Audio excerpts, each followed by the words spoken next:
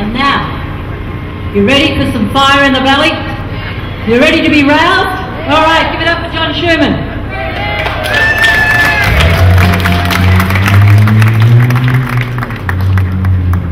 Good morning, ladies and gentlemen. Good afternoon. I'm a South Australian and I'm very proud to be here with a lot of other South Australians who care about our land, who care about our water and who care about our future. I want to warn you that I'm going to say a few things that might upset some people here today, and I want to say right at the outset that I don't care. What sort of country, ladies and gentlemen, do we live in when the very foundation of existence, water, is allowed to become a commodity that is bought and sold for profit?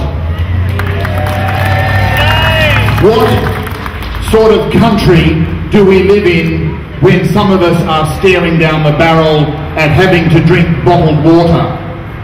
What sort of country do we live in when we can spend millions and millions of dollars on festivals and car races and our storm water runs out to sea?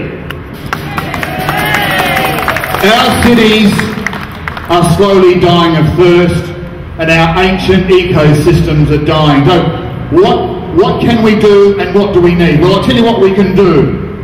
We can take responsibility for ourselves and don't sit back quietly and watch our leaders play political games. And we need two things. One, we need an integrated national organisation and management plan for the entire Murray-Darling Basin.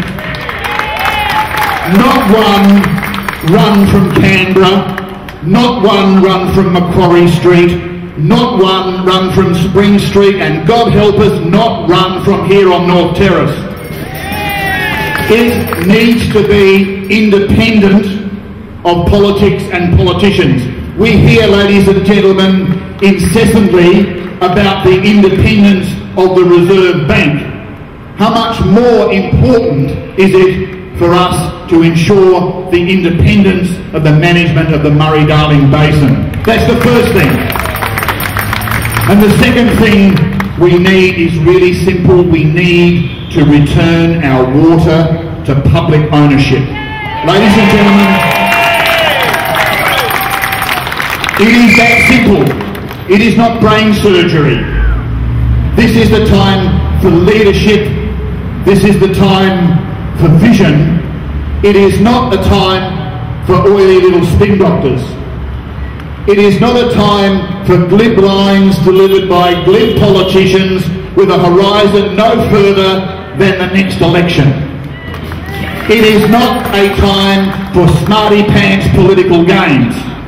It is not a time for the self-certainty and the careerism of bureaucrats.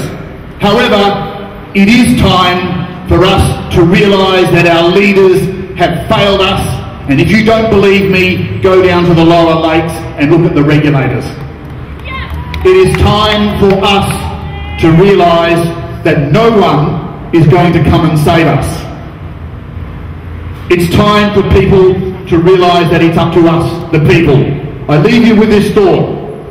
We can do this, we will do this, and we must do this for our children and for Australia. And as a South Australian songwriter once wrote, if we do these things, it will be all right in the long run. Thank you.